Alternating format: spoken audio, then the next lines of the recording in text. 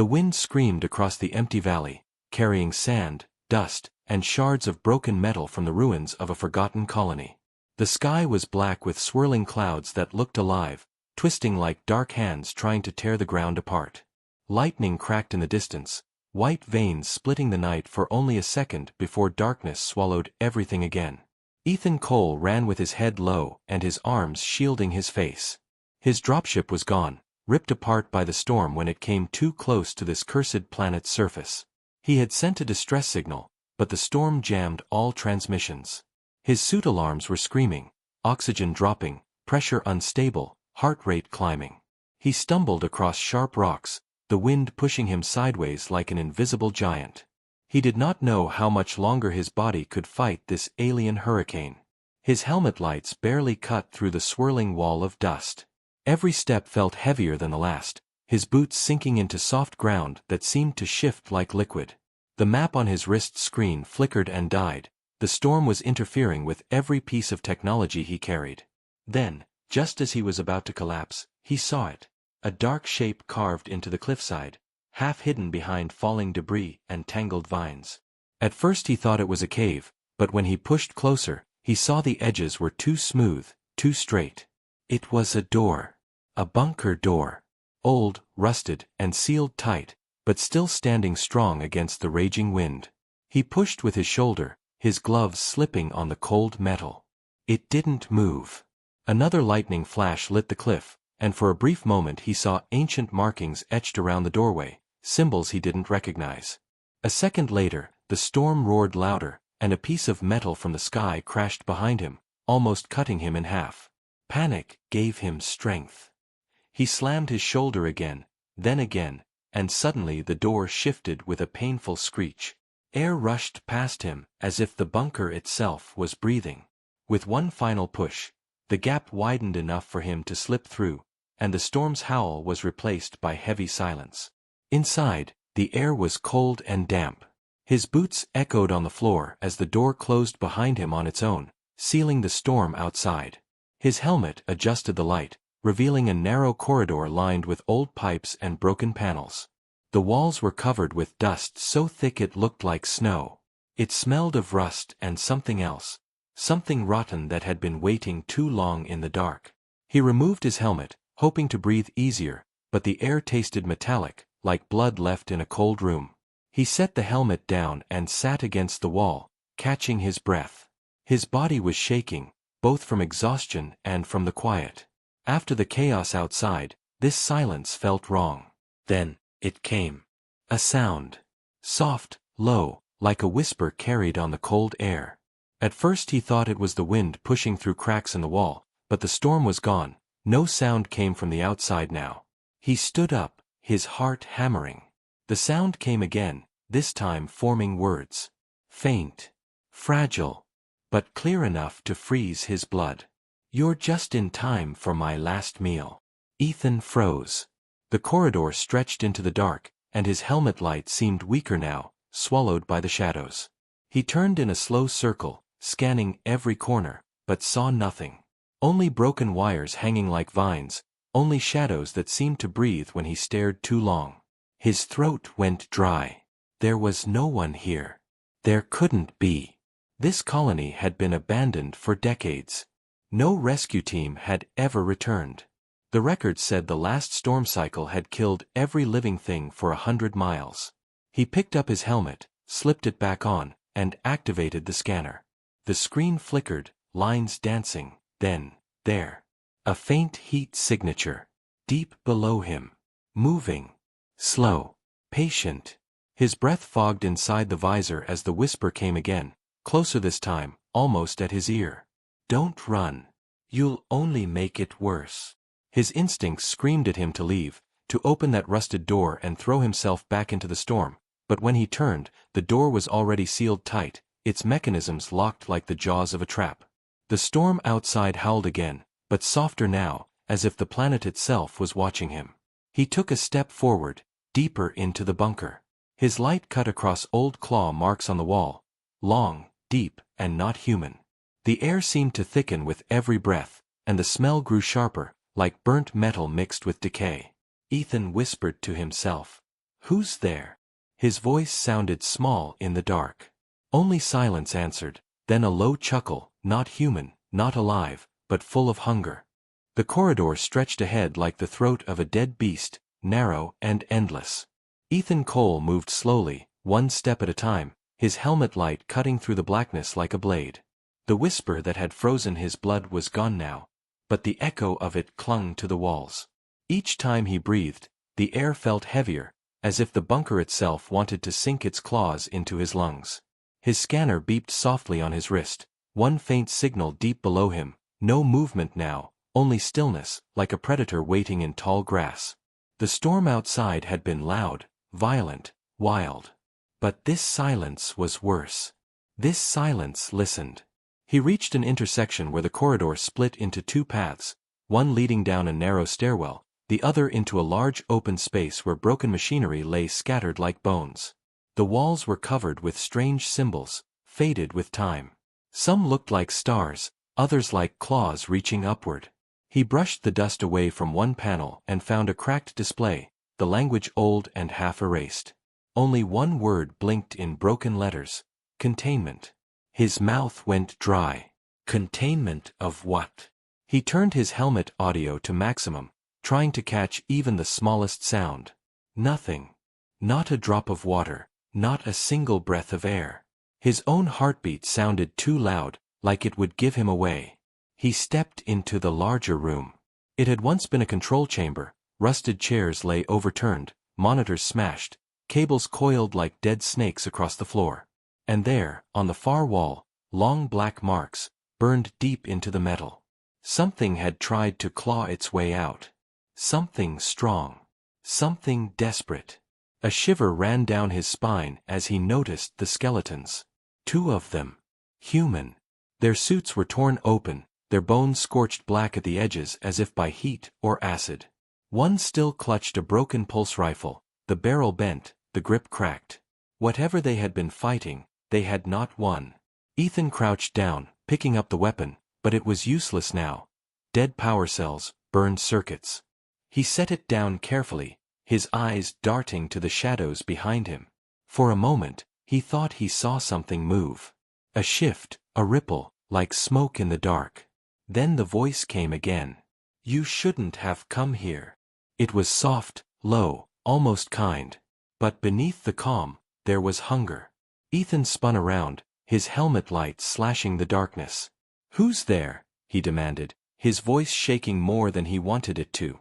Only the broken room stared back. The whisper came again, this time from the stairwell leading down. You ran from the wind. You ran from the sky. But you came to me. They always come to me. He stepped backward, his shoulders brushing against the cold wall.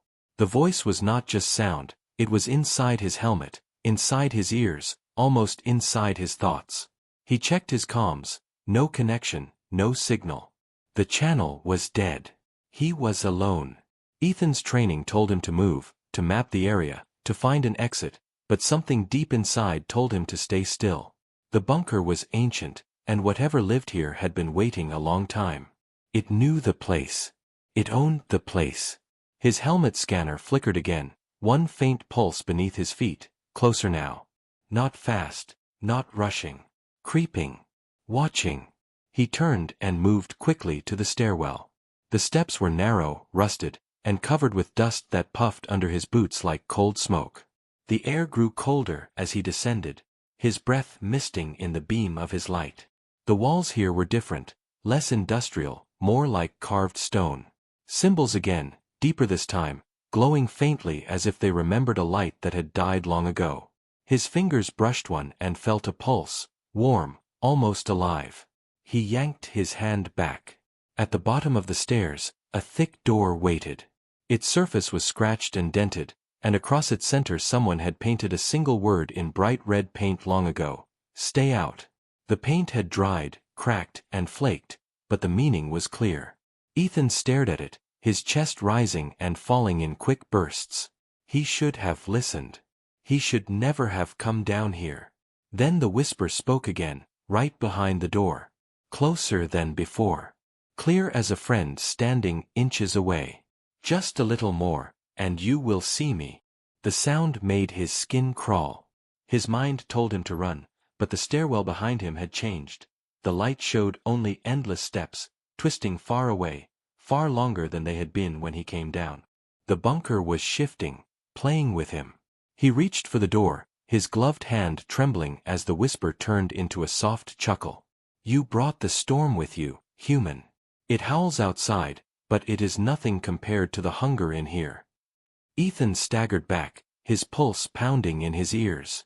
The door's edges began to glow faintly, a thin red line tracing its frame. Something was waking up. Something that had been asleep for a very long time. Ethan Cole stood frozen in front of the glowing door, his breath coming in sharp bursts inside the helmet. The red light around the frame pulsed like a slow heartbeat, and with every pulse the whispering grew louder, not in words this time, but in feeling.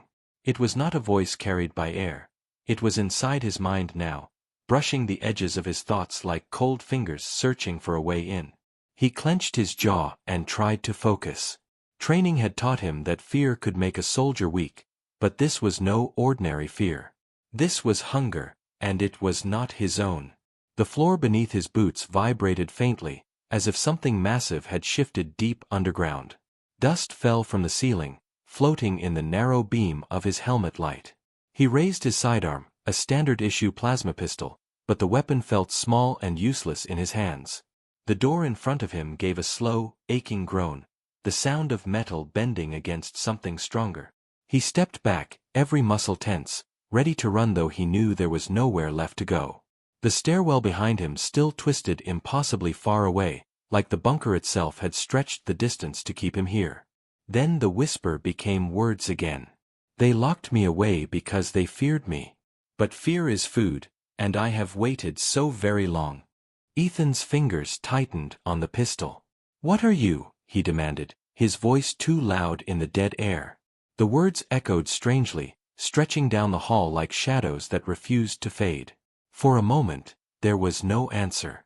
Only the sound of something wet dragging across the floor behind the door, slow and steady, like claws on stone. I was their warden, the voice finally said. I kept what they feared most.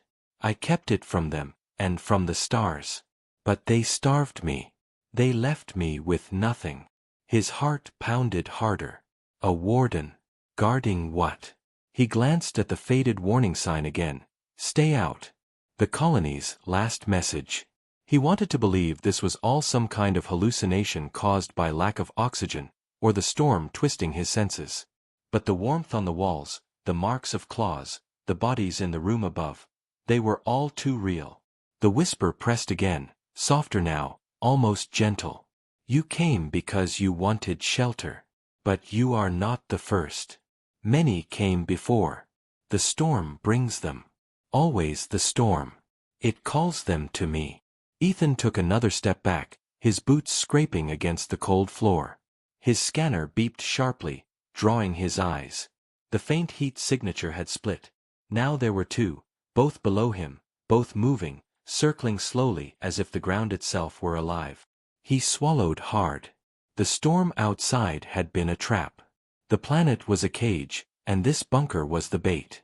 He looked around for another path, a side corridor, a vent, anything. But the hall was bare, only the door, only the whisper, only the slow red glow. He knew what was happening. His mind was being pulled, tempted, tricked. The warden, or whatever it was, wanted him closer.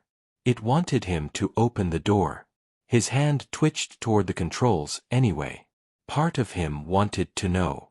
If there was a creature, if there was a danger here that could escape, maybe he could warn Earth. Maybe he could stop it. Maybe that was why the storm spared him, because the bunker needed a key, and his DNA was the key. Open it, the whisper breathed. Let me look at you. The words crawled along his skin like frost. He gritted his teeth and stepped back instead. No. I don't open doors I don't understand, he said quietly. His voice barely reached his own ears, the bunker swallowing the sound. Something slammed against the door from the other side. The force rattled the walls and sent a sharp ring through the stairwell. Dust rained down in a slow curtain, coating his visor. He stumbled, then steadied himself, raising the pistol with shaking hands. Again the slam came, harder, followed by a sound that didn't belong to any animal he knew, a deep, dry laugh mixed with a hiss. "Then I will take what I can," the voice said. The air around him dropped in temperature so fast his breath turned to ice crystals. His visor fogged. His fingers ached from the cold. The light on his helmet flickered as if something unseen had drained its power. And then, slowly, the door stopped glowing. The whispers faded. The heat signatures vanished. But Ethan didn't feel safe. He felt watched. He turned back to the stairs, now looking shorter again, as if the bunker had grown bored of its game. He climbed quickly, his boots striking metal in uneven rhythm, his breath loud in the narrow shaft. When he reached the control chamber again, something had changed. The skeletons were gone. Only their empty suits lay where they had fallen. Ethan Cole stood still in the control chamber, staring at the empty suits lying on the cold floor. Just minutes ago, bones had filled them, blackened, broken, lifeless. Now they were hollow shells, crumpled like discarded skin. The air was thick with a strange metallic smell, sharper than before, almost sweet in a sickening way. His pulse hammered in his ears. He tried to tell himself this was just the storm playing tricks, just a failing mind after too many hours of fear and cold. But the empty suits were real. The claw marks were real. The voice was real. A faint vibration trembled through the floor again, not violent like an earthquake, but steady, deliberate, like footsteps from somewhere deep below. His helmet lights flickered, dimmed, then burned bright again. The whisper returned, slow and calm, as if it had never left. "Running will not help you, human." Ethan spun in place, pistol ready, scanning the shadows. "Show yourself," he barked, forcing his voice to sound like a soldier's, though his hands betrayed a slight tremble. The whisper laughed softly, the sound like dry leaves dragged across stone. "You want to see me? Open the way. The door you found was not my prison, it was yours." He ignored it and turned to the nearest panel. The screens were cracked, their glow weak, but his fingers brushed against the controls, clearing centuries of dust. Lines of ancient text flickered to life, half in human language, half in an alien script that moved like flowing water. A translation system struggled to match the words: energy containment, primary lock engaged, hostile entity class, unknown, do not release. So it was true. They had trapped something here. Something they could not name. The whisper came closer, its tone almost kind now, almost patient. "They feared me because I knew what waited in the storms. I held it here. I fed it so it could not escape. But they left. The storms tore their ships. They never came back." Ethan's hand hesitated over the panel. "You said you were the warden," he said carefully. "If you were a jailer, why does it sound like the jailer became the prisoner?" The answer came like a sigh in the dark. "Because they broke their promise. I guarded this place for them, for your kind. But the hunger grew. It always grows. And now you are here. You brought the smell of life back to these halls." His throat tightened. "You want to feed on me." A chuckle echoed around him, deep and cold. "I want to survive. The storm is worse than me. Outside, it tears flesh, grinds bone, eats worlds. I only take what is offered. Help me, and I will help you." The words slid into his mind like a blade of ice. He stepped back from the panel, shaking his head. "No. That's not a deal. That's a threat dressed like mercy." The lights flickered again, and for a heartbeat the entire chamber glowed red, revealing shapes on the walls he hadn't noticed before. Dozens of silhouettes, human and alien, frozen in mid-movement, burned into the steel like shadows left by a flash of impossible light. They were all facing the same direction, the stairwell. "You have little time," the voice said, now a whisper right beside his ear though no one was there. "The storm will crush this place soon. The winds dig deeper each hour. You cannot open the door you came through. You cannot call your ships. The only way is down." He clenched his jaw, scanning the room again for tools, weapons, anything to use. A half-broken datapad lay on the ground. He picked it up, tapped the screen, and an image flared, an old recording. A team of humans in colony uniforms stood in the same chamber, their faces pale, their voices frantic. One of them shouted, "Seal it! Seal it now! It's waking up!" Then the feed ended with a violent shake and static. Ethan's gut tightened. This wasn't a trap built for him. It was a trap waiting for anyone desperate enough to come here. And he had walked straight in. The whisper spoke again, this time softer, almost pleading. "I will give you a way out. But I need your blood to unlock the seals. Just a touch. Just a drop." His eyes darted to the floor where the empty suits lay. How many had agreed to that deal before him? How many had tried and failed? His knuckles whitened on the grip of his pistol. "Or," the voice added, colder now, "you can wait here and let the storm eat the roof above you. It will peel this bunker like fruit, and then the real hunger will come." A low rumble shook the walls as if the storm outside had heard the challenge and answered with fury. The dust fell heavier now, the pipes groaning under invisible strain. Ethan stepped back, his breath fogging, his mind racing. Every choice was a trap. Every path led deeper. And yet, somewhere down there was the truth. The bunker groaned as if the planet itself was shifting beneath it. Pipes rattled above Ethan Cole's head, and fine powder drifted from the ceiling like falling ash. His heart pounded against his ribs. Every sound made him glance over his shoulder. Every shadow looked like it was ready to move. The whisper that had filled his ears since the door below had spoken now stretched across the whole chamber. It was not just a voice anymore. It was a presence, like cold air pressing on his skin, like the weight of water before a deep ocean drop. "You feel it now, don't you?" The voice murmured, almost a purr. "The storm will break this place. When it does, there will be no air, no light, no hope. Only hunger." Ethan scanned the walls again, searching for something, anything, that would help him make sense of this nightmare.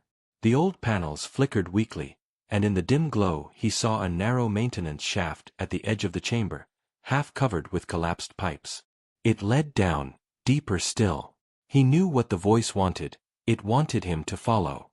But it also might be the only way to find the truth, the only way to know what this warden really was. He crouched by the shaft and cleared the debris with his gloved hands. Dust coated his visor, and each breath grew heavier. The air was colder here, sharp like winter metal. As he moved the last piece of pipe aside, a faint light glimmered below, red, steady, alive. His wrist scanner beeped again, showing one heat signature close now, waiting. The other had vanished. "Good," the whisper said. "Come to me." He gritted his teeth and lowered himself into the shaft, his pistol ready. The ladder was rusted but held his weight. Each rung groaned under his boots. The deeper he went, the more the walls changed. The steel gave way to black stone, carved with spirals and thin channels that pulsed faintly, like veins under skin. He kept his eyes ahead, but every now and then the carvings seemed to shift when he wasn't looking, curling like smoke. At the bottom, the shaft opened into a massive circular hall. It was nothing like the rooms above. This place was ancient, older than the colony, older than human footprints on this world. The ceiling was lost in shadow, the floor smooth and reflective like dark glass. And in the center stood a sealed glass cell. Inside it floated something that looked like a fragment of night sky, a black mass shaped like smoke and stars, flickering as if it held a piece of the void itself. Ethan froze, his breath catching. The thing was beautiful and terrible all at once, and it pulsed when it felt his presence. The whisper sharpened, no longer soft, it came from the cell itself. Finally! The mass pressed against the inside of the glass like a hand, forming shapes that almost looked like a face, then breaking apart again. "They made me their warden. They built this prison from their fear. I held the hunger. I stopped it from walking under the stars. But fear feeds me, and when they left, I starved." Ethan raised his pistol, though it felt like pointing a stone at a hurricane. Why bring me here? Why the storm? Why the games? The voice hissed like the wind tearing across a canyon. Because you are alive. You carry a key in your blood, the same as they did. Open the seal, and I will carry you out of this storm. Refuse, and this place becomes your grave. His wrist comm crackled for the first time in hours. A broken signal, faint but there. Cole, do you copy? This is Survey Team Delta, Storm Edge stabilizing. Repeat, are you alive? His heart jumped, but the signal faded as quickly as it came, swallowed by static. They were out there, his team had survived the upper atmosphere, but they were too far, and this planet was already closing its jaws again. The black mass pressed harder against the glass, and the surface cracked, a thin white line spreading like ice. The storm digs, it whispered. It will soon open the roof. If I am free, I will stop it. If not. The cell shook slightly, the floor trembling beneath his boots. Ethan looked around the hall. Old consoles lined the edges, half melted, some still humming with dying power. One terminal still had a working screen. It showed a diagram of the cell, containment protocol, DNA key required. Failure, total breach. His name blinked faintly on the interface. It had scanned him the moment he entered. He stepped closer, his mind racing. If he opened it, he might survive. If he didn't, the storm might bury them all. But something inside screamed that the warden was not the protector it claimed to be. Maybe it had been once. Now it was only hunger with a voice. The whisper slid into his thoughts again, cold and patient. You have until the roof cracks. Then there will be no choice left. He stared at the terminal, his finger hovering over the control. The storm howled above, the walls shivered, the cell cracked further. For the first time since he landed on this cursed world, Ethan Cole felt truly alone. The hall groaned as the storm above found a new path, shaking the stone walls and tearing a fresh crack through the ceiling. Dust fell in long, thin lines, glowing red in the flickering light of the cell. Ethan Cole stood with his finger hovering over the terminal, his breath loud inside his helmet, his pulse heavy in his ears. Every instinct told him to leave, to climb back to the upper levels, to wait for rescue.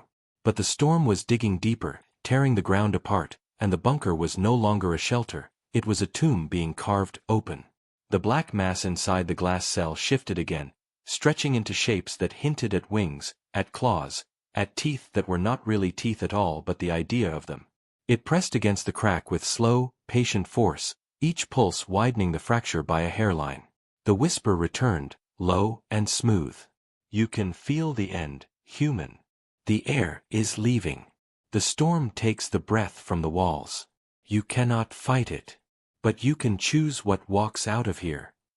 Ethan's gloves tightened on the pistol.